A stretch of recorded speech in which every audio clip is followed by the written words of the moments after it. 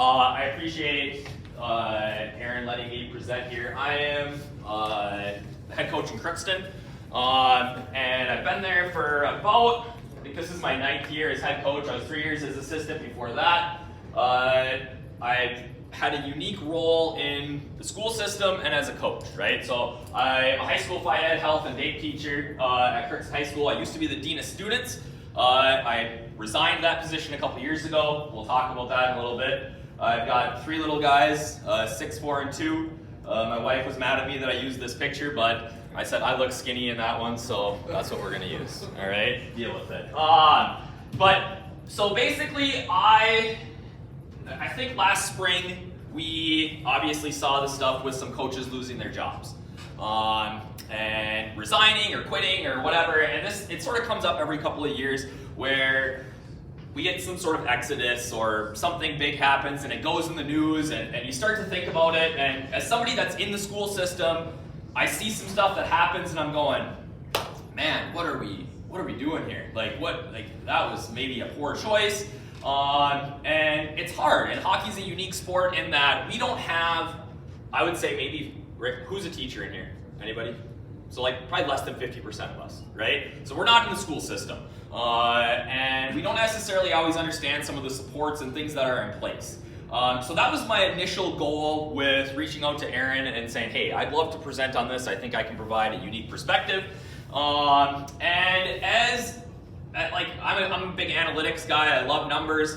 I'm really bad at math, but I can read numbers. And so I wanted to see, okay, what's the climate in our state with our coaches, right? And with the overall goal being here, how do we keep coaches in the game for a longer period of time? Because we are the best development system in the United States, really in the world, I think, in Minnesota. And you guys out here are the best of the best. And we need to keep you on the ice, in the locker rooms, things like that. So I sent out that survey, and it kind of helped me to inform this presentation. And it led me down maybe a little bit different path just looking at the data. So first I'm going to talk about kind of the current state of high school hockey coaching in Minnesota. I was super thankful for those of you who filled out the survey. It was really informative. And then I really want to provide some value to you. So I want to provide some effective tools to manage and address issues concerning parents, right? It's a big, bad 4-letter word, but we're gonna talk about ways that I've found to be successful. I am no expert here, right? I am somebody who I've had some success in deal. I haven't had too many parent issues. I don't know everything. I've been doing this for 12 years now, but I'm not claiming to be an expert. But through some research and things like that, I think we have some effective tools that can help us. And then I want to talk about strategies and ideas to mitigate burnout. All right, that was something that really came through in the data because if we're burned out, we're not going to last long. All right, so that was the my three big keys here. We're gonna rip through it. I had 41 overall coaches respond, which awesome. I'm super appreciative of that. It's about 30% of the head coaches in Minnesota, which I was very pleased with. Most of the coaches that responded, 61% were from AA schools, 39% from Class A schools. And surprisingly, the majority of them were guys who have been doing this a long time. So I'm super appreciative, like I said, of that. I think we got some interesting details from those guys who have been doing this a while, right? One of the questions I asked in the survey was rating our relationship with our parents and our activities directors, all right? I separated this data by A and AA. AA rated their relationship with their parents at a little over a 4.2 I think is what it came out to, whereas Class A coaches were around 3.5, 3.6, all right, on a scale of 1 to 5. 5 being, I've got the best parents in the world, I have no issues, and 1 being, if I see somebody in the grocery store, I am walking the other way and we're not talking, right? And then same thing with activities director. This one was a little surprising to me, and maybe it's because some of the bigger schools have assistant activity directors that just work with hockey or things like that, but Class A schools rated their relationship with their activities director a little bit higher than Class A, 4.5 to about 4. For me, personally, I mean, when I sent this out, I probably would have gave myself, my activities director, a 4.5, maybe a 5. over the last week, I'm dropping that number a little bit. We're having some scheduling issues, so it's gone down a little bit. But yeah, so that was, and we're gonna get more into that here in a second. This was really, when we looked at it, like we kind of broke it down more, right? We can see that 7.2% of coaches scored their relationship with their athletic director 3 or below. Okay, 14.1 coaches rated their rapport with parents as 3 or lower.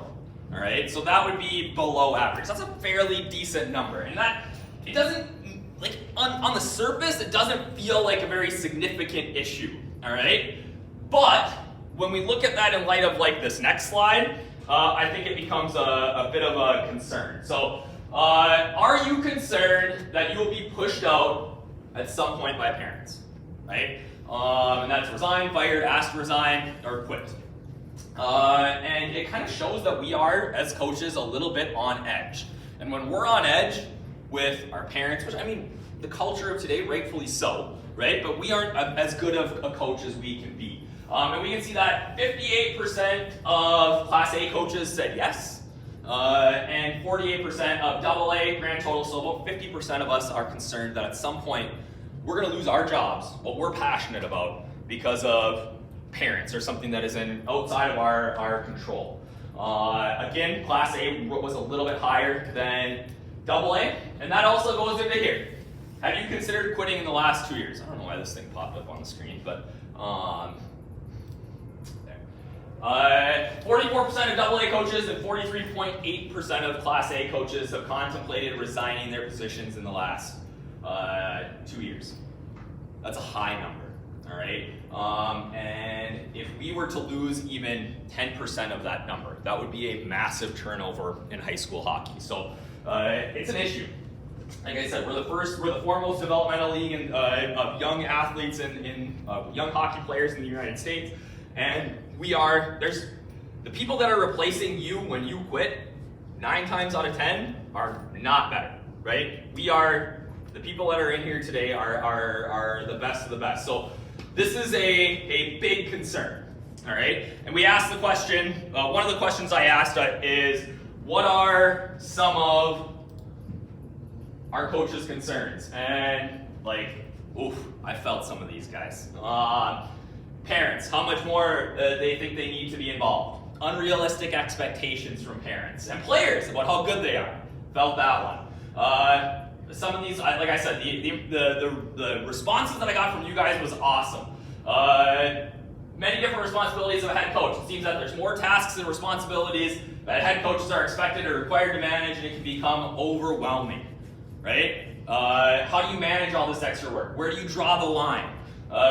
What is the high school coach's duties and responsibilities compared to what is youth hockey? What is whatever? Because we're overworked, right? We're stretched too thin. There's not much of an off season. It feels like a GM.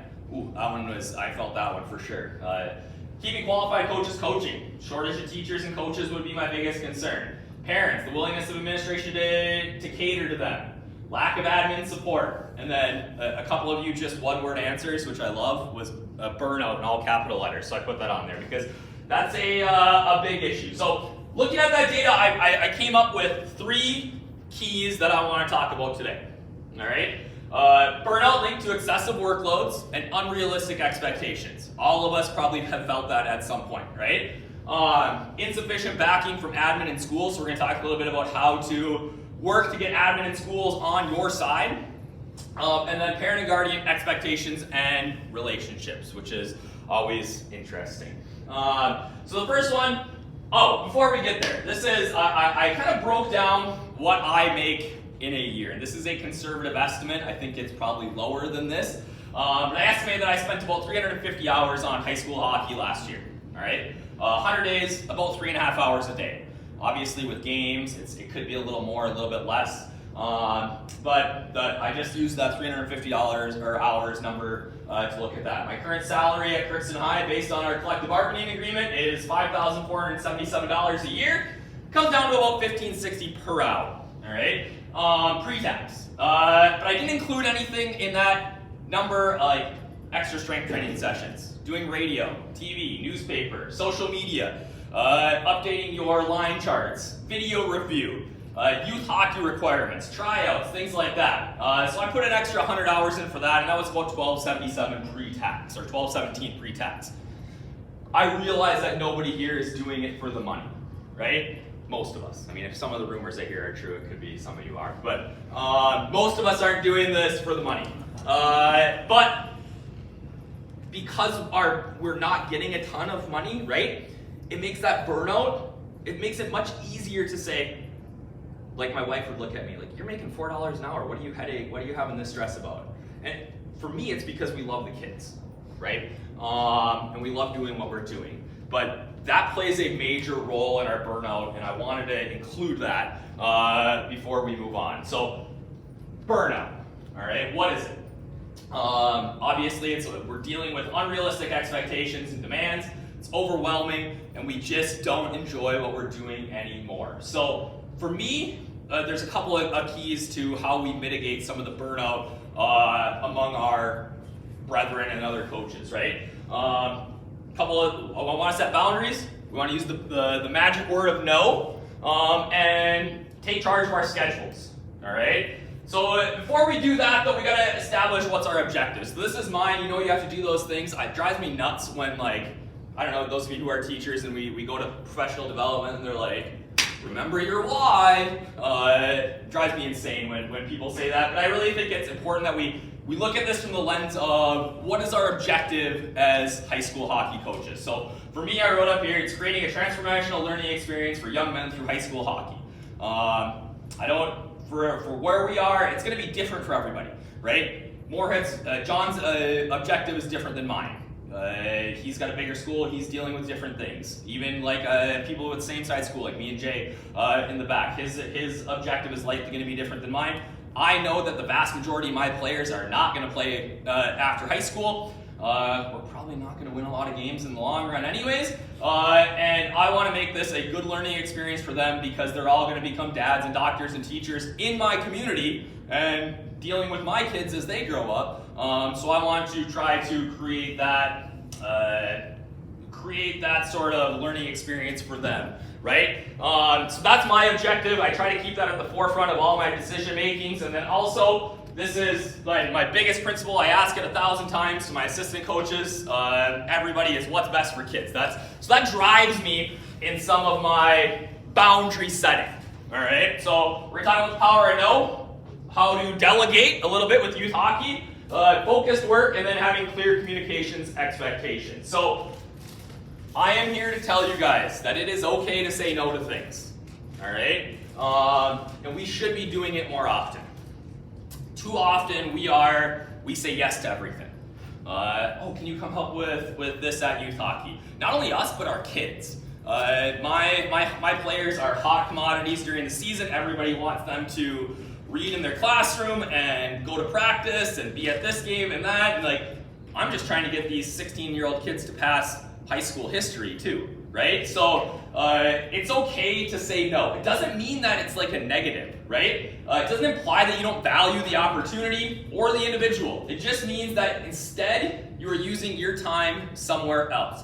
As a coach, for me, we are fortunately and unfortunately one of like the most well-covered hockey teams in the state, weirdly. Because we have KROX, which is a local radio station that does like a fantastic job. They cover all our games. It's all online. They write weekly articles. They're like breakdowns. I'm asked for comments every game, which is super fun when Warroad beats us 12-0. But we also have what's called Coach's Corner, and you guys probably have this too. But it's where we go to like some place and have breakfast, and we get interviewed on the radio on Saturday mornings. Right? It's good for our kids to hear some of that, for us to talk about them and things like that. But as a coach, right, there's no schedule. So when I first started doing it, I'd show up at 9, and when it starts, and I'd be 6th in line. So I gotta sit there for 2 hours on Saturday morning waiting for my turn. That's insane to me, right? So after a while, I just said, no. And like, I was a little concerned to do it at first, but I just told them, I said, hey, if you guys want to talk to me, like, I would love to. Schedule me a time, call me, we can record whenever, but this is not the best use of my time, right? And it was like one of the most freeing things I ever did. I was like, oh man, I don't have to waste my time on Saturday morning every Saturday talking about my kids and waiting for 2 hours at a breakfast place. So we need to say no more, right? I think that's a big thing for us as coaches. We can say no to things. You don't have to be the end-all be-all for your program. There are plenty of qualified individuals who can help, and that is where I'm going with youth hockey. Delegate what doesn't require your expertise. All right? All of us have certain expertise when it comes to hockey. And like for me, I find that my best role with our youth hockey system is to help with coaches, leadership stuff with coaches, and then deal with discipline, right? So my time in school, helping to make sure that we are having like quality conversations about discipline when kids are in trouble, when a squirt sprays a water bottle in somebody's face and we got mom's mad and whatever, right? Like I'm fairly good at that, and actually I kind of delegate, to be honest, some of it to my wife because she's an EBD special ed teacher, so she helps me with that. But I think the biggest thing when it came to youth hockey over the last 10 years for me is that when I started, it was an ego thing. And I think sometimes we gotta let our ego go, right? I felt obligated that I had to be at in every aspect of my youth hockey system. If I wanted to have a great program, I had to be there every step of the way when it came to youth hockey. And then it was fueled by parents who were like, oh man, like that's awesome, we've never had this before. And like, I recognized that like while it was essential, like it was helpful for me to be there, it didn't necessarily have to be me every time, right? So I started to delegate to my assistant coaches. I started to empower people to take things and run with them. Like we started PEP last year, and I was a driving force behind getting that going. Eastside's been doing it for a while. We wanted to get involved. We found the money for it, things like that. But then I was able to say, hey guys, like I don't have the bandwidth, especially during the season. Like I can't be there Monday nights for 6 hours while we run PEP practices. So I was able to push that onto somebody else, and I come and I support it when I can, and I send my players. But like we need to do a better job of delegating. If we are able to do that, we are going to limit some of that burnout. Because I know even just like I feel like I'm pretty good at this stuff. February comes, I'm exhausted. Like I'm over it at some points. Right? So we've all felt that. But delegating is one way that we can change sort of how we do things, right? And hopefully have a little bit less burnout.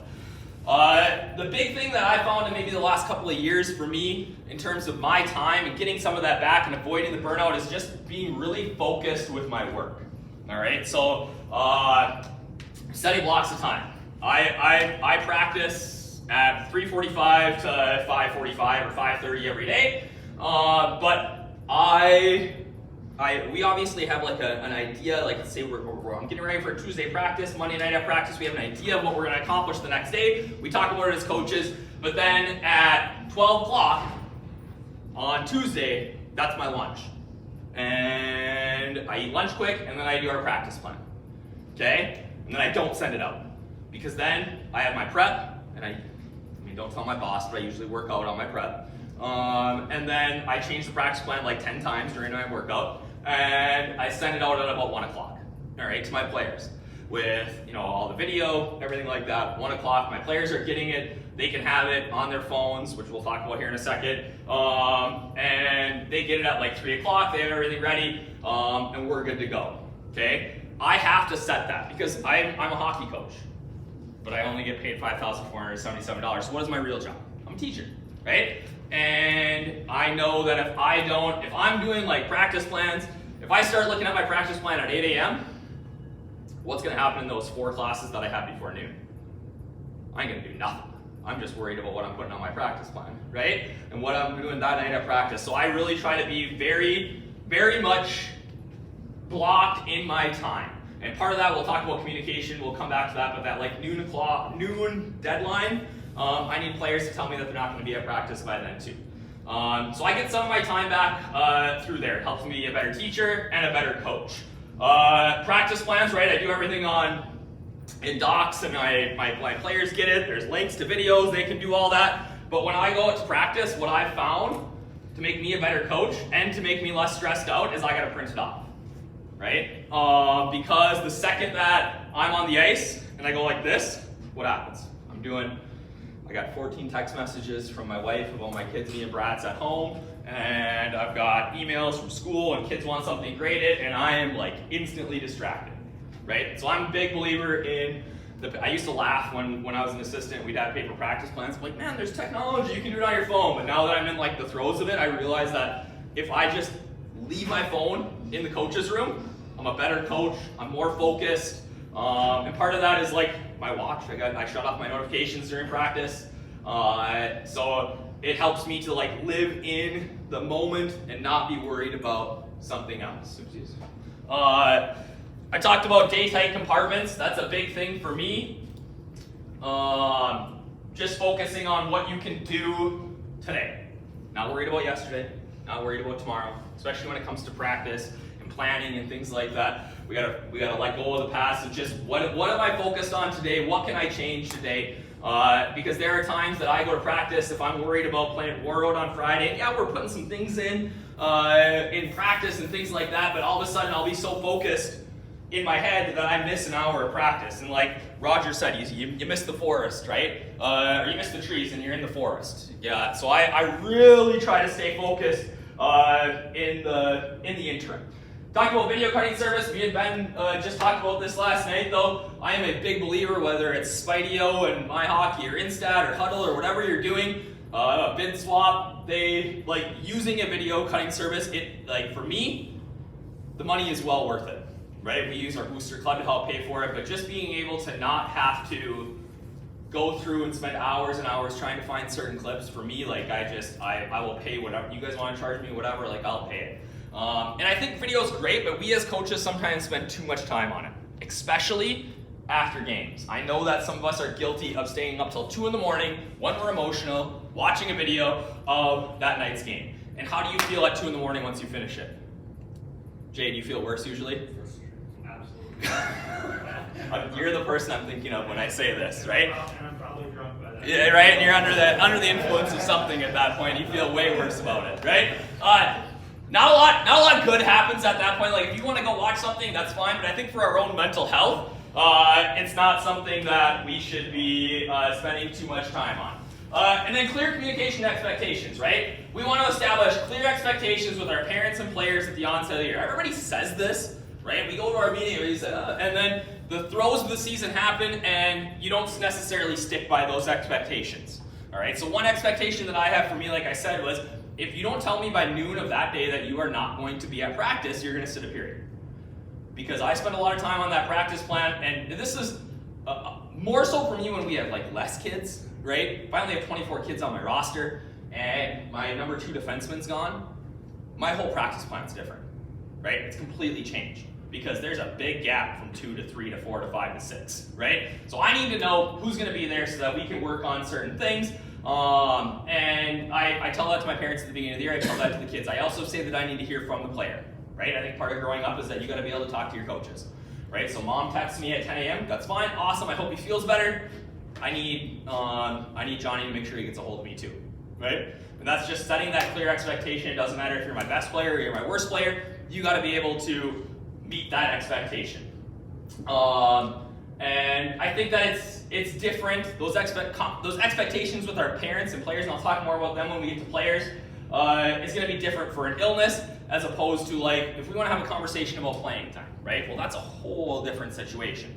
So we need to make sure that we're explaining how to go through those processes right away at the beginning of the year, and then hammering it home multiple times a year that this is how I expect that we're going to communicate, especially to our parents. And I put in here, one of the things that I always tell my parents is that I'm never like, we are not going to meet alone. Unless it's no, we're not, not even an unless, right? Even if you think it's somebody that's your friend, your kids play together, whatever, like I'm not meeting with you alone. It's going to be, if my AD can't be there, I need a school representative, or I'm going to have all my assistant coaches there. And I'm almost, unless it's a conversation about mistreatment of a player, and lack of playing time is not a mistreatment, right? Then I think the player needs to be present. And those are expectations that I tell to my parents right away at the beginning of the year. So, as I said earlier, the school system, right? I think it's really hard. I think it's tricky. it's hard for teachers. So I can only imagine what it is for somebody who's not a teacher, right? So there's some things that we can do and some tips to help protect us. And I asked you guys, do you guys feel supported by the school district you coach for? 9% said no. On the surface, 9%, not a big deal, but that's 15 coaches. That's basically all that's left in this room. So thank you guys for staying. But that's a lot of people. And if I'm being honest, there's probably two or three of those people that, you know what, the school district probably shouldn't support them. But they, at the same time, that's a huge number. If we lost 15 coaches and we had to have 15 new hires this year because people quit, and it was because the school district didn't support them, and wrongfully so, that'd be a big issue. And we would be talking about that for a lot, right? So how do we get support from our school? One of the biggest things that I think is that relationship with your activities director, right? Like I said, reaching out once a week. They should be reaching out to you if they're good at their job, but some people are a little overwhelmed, especially if they coach football and try to do this at the same time. I'm speaking from experience. So we need to reach out at least once a week to them, and just like for me, it's over communication. I over communicate. This started with my last AD who I had a really good relationship with. He always said, hey, I'm a basketball guy. I don't care what you do at practice. I have no interest in hockey. But when a parent comes to me and says, wow, Hardy's not working on this and he's not doing this, if I can go to your practice plan every day and say, hey, they worked on that last Thursday, 30 minutes, it's right here in the practice plan. So I just got in the habit of when I send a practice plan out to my players and my coaches, I just include my AD. Boom. He probably gets annoyed. He probably never reads them. But at least I'm creating this document trail of what I am doing every single week. I said that any communication that you intend to send to your parents, make sure that gets to the school too. All right? If it's about a pickup time, whatever, include your ADs, secretaries, whoever, just over communicate. That can only benefit you in the long run, right? Being a member of your school community, whether it's supporting soccer or basketball or whatever, just being, especially if you're not a teacher, I think that's an important thing. They should see you. They should know who you are, right? Being a member of your school community can build that support. This is maybe the biggest thing. Get an eval every single year with your athletic director on paper, recorded, put in your file. Okay? So we're going to talk here in a minute that they can't, because of a ruling that happened in about 2013 with Jeff Bloody, they can't fire you just on parent complaints, right? So if you have that documentation of good evaluations for 6 to 7 years, when that comes to the school board, it's pretty easy. I mean, if they're going to get rid of you, unfortunately, likely they probably are, but you can win a defamation case, things like that. But get that eval. That is for lack of a better term, a bullet in your chamber. And I am guilty. New AD last year, I didn't get my eval. So I get that this is me sort of not practicing what I'm preaching, but I really think that's important. That protects you, that protects your staff. All right, get an eval. Want to get school on your side? Emphasize student athlete. Every chance you get. All right, and with everybody. Best player, worst player. Winning season, losing season. Emphasize the fact that they are student athletes. All right. And then finally, if you feel like you aren't receiving the support that you should from your school, what do? Reach out. Talk to me. Talk to AJ. Talk to your section rep. Talk to our, I don't even know, Dusty is our president now. Talk to somebody. Talk to other people in your area, right? That's so big. That's such one of the best things about this conference is the relationships that we build with other coaches. Okay? A couple of years ago, I want to say 2018 or 2019. Coming off one of our better years in Crookston, where we had beaten everybody in the section once. Had a nice team. We were coming back, probably even going to be a little bit better. Lost my goalie, so we were a little iffy there. And we started off the season 6 or 7. Lost everything to start the year. Wasn't feeling great. And this isn't necessarily about school support. This is just support among our peers. Wasn't feeling great. I remember it was right before Christmas. and I'm sure he doesn't remember it, but without this happening, I'm not standing here today. I'm likely not still coaching. But I got a text message from another coach, one of my opponents, who said, hey, I see what's going on. Like, you're doing a good job. Like, I've been there before, but like, keep doing what you're doing. You're gonna be fine. And it was out of the blue. It was somebody that we had started to have like some sort of friendship relationship, but I was not expecting that. And at the time, like, and he probably doesn't even know, but like that meant so much to me that somebody else recognized that I was doing a good job. I was in a crap situation. We were losing, and it was like 1-goal games. We would have a late, like bad bounce, things like that. But like, I was down on myself. My team was down, and to see somebody else who was my opponent pick me up, like that was huge. And that's what I think that we need to do more of for each other. So, and that person, he is kind of a jerk sometimes, but he beats me every year now because they're too good, but that would have been Jay Hardwick in the back there who sent me that text message out of the blue in the middle of December. So I'm super appreciative of that. And if you can be that person for somebody else, do it, because that brings, like, that can be such a massive thing for our coaches. Because at times, I know if you guys are like me, you feel pretty alone sometimes, right? Even though you've got assistants and things like that, you do feel pretty alone. This is the state statute 122A.58. Notice a non-renewal on opportunity to respond if they need to let you know within 14 days of deciding that they are not going to renew you for your coaching job. And you have the opportunity to respond at a public school board meeting if you choose. And the sole reason for not renewing a contract cannot just be parent complaints. They need to show that there is reason to fire you. That's why it's important to get that eval. Because if you have bad evals, sure, then they can get rid of you. You don't have bad evals, they still can probably fire you, but it's a lot harder and it looks a lot worse for them. And you can potentially win a defamation suit. Oh, I was gonna back this up. Okay, this next thing, I just put it up there, but this is a very controversial statement. We're gonna start talking about parents, all right? This is controversial, I get it, but parents are not the enemy. Now, I say that, and I get that it's like, but they're not necessarily your friend either, all right? So it's not a 4-letter word, okay? And I think that at times with parents, we let the behavior of a few affect our view of all of them.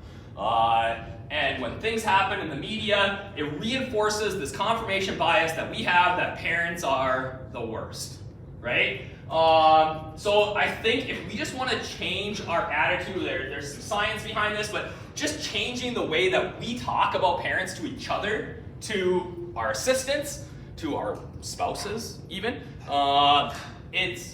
we can modify our view of them, right? That it's only a few, okay? The majority of parents that we encounter just want the best experience for their kids. Now, I say that. Are there parents out there that are complete whack jobs and we're gonna have issues with no matter what? Of course, right? But we can't let the behavior of a few affect our view of all of them. Are there bad coaches? Yes, right? Just because there's 2 or 3 bad coaches, does that mean that every high school hockey coach is a jerk and terrible at his job? No, right? So we can't let the behavior of some crazy individuals who are just not great humans affect us all, right? I think that shift in our language can really eradicate some of our predispositions. And the way that I think we really do need to do this is by creating a culture for our parents and guardians, right?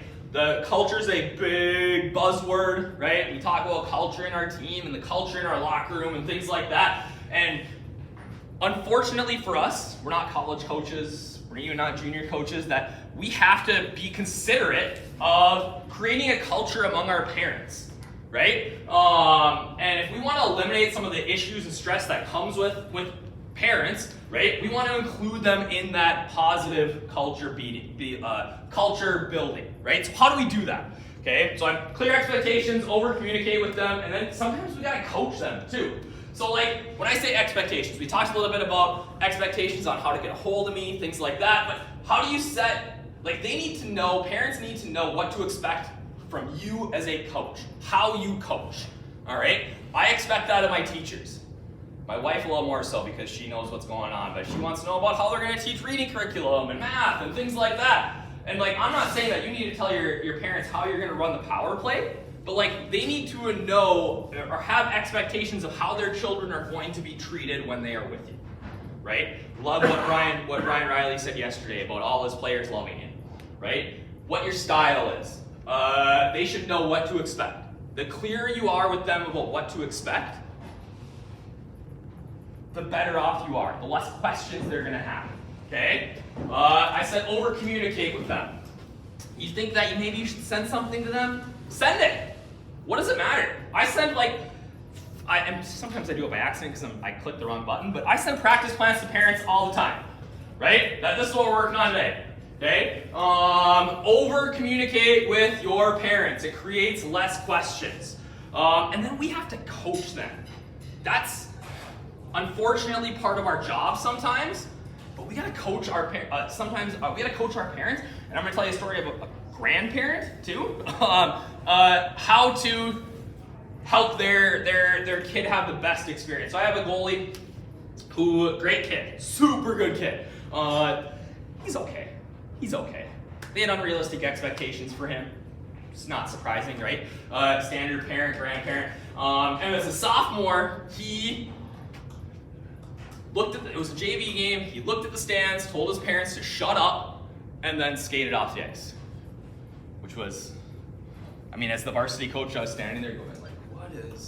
And then I was like, oh, we don't, all right, somebody, get your gear on. We got another goalie. We only had 3 goalies at the time, and I had 2 saved for varsity, but obviously his parents were getting after him while he was on the ice about saves and which is just insane to me. But we had to have a sit down and say, hey, and this was one that I actually did not include the child in, or the parent in, or the kid in, because I was like, hey, how do we best support him? Because right now, this ain't working, right? I get that you're frustrated that he's letting in a lot of goals, but this isn't you, right? So we got to work together here to try to find ways, and we got the parents squared away. They were good. They were awesome. Then, 2 weeks later, similar situation happened. This time, same player, not his parents. Guess who it is? Grandma and grandpa. Same thing. And now I'm like, am I really gonna have to have a conversation with the grandma and grandpa? But we had to create this culture of that was supporting them. So as crazy it is, we do have to coach our parents sometimes, and our grandparents too. And we are the best people to do that, because they, again, at the end of the day, I didn't realize this before I had kids, but having kids gives me a new perspective on it of how much you just care about your kids, and I've sort of have more empathy for them, not a ton, but I have more empathy for parents now than maybe I ever did. One way that we communicate, there are tons of apps out there. I love Band. Does anybody use Band with their teams? Oh, man. I do everything on Band. Even my assistant coaches aren't here today, because if you guys might have noticed when you drove, there's mud everywhere from the beet harvest right now. Both of my assistants are driving beets, and our farmers, my one assistant, he doesn't even like to have a cell phone. And this is how I know Band works. Because at the end of the year last year, he's like, Josh, sometimes you do stuff and it's stupid, but this Band thing, I kind of like it. And I'm like, yeah, so it's just easy way that we communicate. I have a group for my parents and my players. So if I send something to my players, it's literally just a click over to send to my parents. I put schedules in there, run polls, who's going to be there. You can see I took this slide shot or whatever. It's I put our itineraries, all of that stuff in there. Everything is in one place where they have access. I literally did not send an email last year. I sent 0 emails, which was awesome. I sent 0 text messages. Awesome. Part of that is that I can message parents in here, and it works just super slick. I can do groups. If I want to meet with my seniors, I just click all my seniors in a group, boom, send it to them. And that's really why my assistant coach likes it, because if the kids respond to something during the day, he's on them right away, hey, you shouldn't have your phone in school. And snaps them up for it. But it's a really easy way to communicate. All right? And then, this is, like, you can sit here and think that all the stuff I said today is ridiculous, or BS, or whatever. Like, and that's fine. Like, this is what works for me. I think we do have some issues. I think we can cure some of these issues by doing some of these things. But I just ask you that this next thing I do, 2 weeks. Give it a chance for 2 weeks. And it will, I really think that it will change the way, or your relationship with some of your parents. Okay, and I call it depositing in the bank. All right, this is from a book that I'm going to share with you guys in a little bit, but depositing in the bank. Okay? They're greeting player, or parents and guardians to your players when you encounter them, just saying hi can have a huge impact on your program's culture.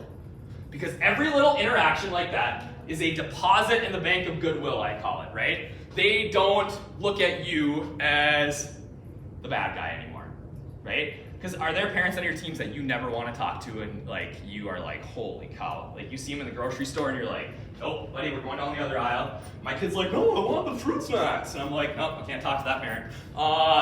But when you even just hey, how's it going? Like when you're walking in the rink, those little things just start to break down that barrier between you and them.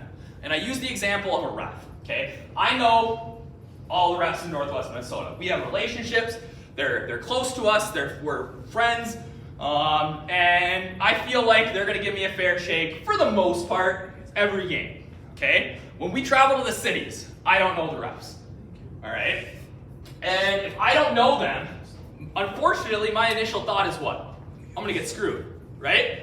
But the refs that come over and hand me that little piece of paper that says, which I love that they do down in the cities, because they don't do that up north, but they're like, hey, this is so-and-so, my name's whatever, and I get their names and we talk a little bit. All of a sudden, that barrier breaks down. And I'm not thinking, these guys are gonna screw me anymore, right? I'm thinking, oh, okay, this guy seems like a nice guy. If they don't do that, anytime there's a call on the ice, my instant thought is, city's refs, right? Just trying to screw us over here, these northern kids, we're just trying to play hockey. But like, just that little greeting by the ref at the beginning of the game starts to break down that barrier. So if you do that twice a week, even just a, hey, how are you? And then maybe it turns into like, hey, what a shot by Johnny last night. Even if you lost 9-1, or what a hit, or man, Johnny was telling me about his math project, like that's awesome, right? That little, it doesn't have to be long. I'm not asking you guys to like go out to dinner with this parent that you can't stand, but just you break down that barrier. You start to develop some goodwill, and all of a sudden that your brain starts to shift from that coach has got it out for my kid to, you know what, maybe he's not that bad of a guy, all right? So try to not avoid your parents, I guess is what I'm trying to say, because that little greeting can go a long ways in creating this like positive culture and break down walls and barriers between you and them. So like I said, I am not an expert, not the smartest guy in the room, not even close, right? I am a voracious reader. That's my vocab word of the day. I like to read, and I like to read nonfiction. I read a lot of stuff, and I watch a lot of stuff. These are some of my new favorites, or in the last year or two, some of my favorites. So J.P. Nerman wrote The Culture System. He's also got the Culture System podcast. He's a basketball coach that lives in Ireland, which is like a weird concept, but like really, really, really good. We started to implement some of the stuff with this last year about like creating team contracts and getting kids on board and things like that. It was like really maybe my favorite coaching book in the last couple of years. Art of Coaching podcast by Brett Bartholomew. Maybe you've heard of him. He's written the book called Conscious Coaching. A lot about communication. All right, he does a really good job having unique guests on to talk about things as regards to coaching. And then this last one is one that just recently came out. I read it in like 2 days, and it's Positive Communication for Leaders by Alexander Lyon and Julia Mirabel. And it's just strategies like greeting. I stole it from them because I mean, who doesn't steal things? For leaders, and it really made me think about how we communicate with our athletes, with our parents, with our administration, things like that, and how important that communication piece is for the game start yet? Yep, 103.